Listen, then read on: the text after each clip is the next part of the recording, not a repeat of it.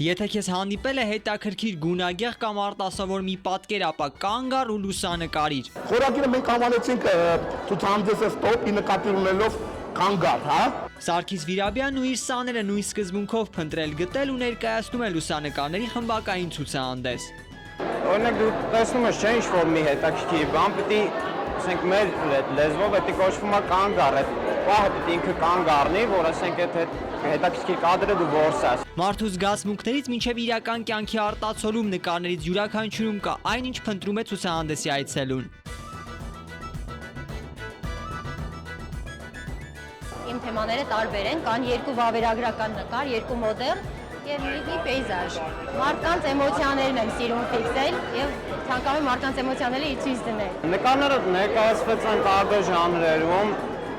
հիմնականում բնություն, մարդիկ, այդ ժանրերում է ներկայացված։ Թեմաները տարբեր են, թե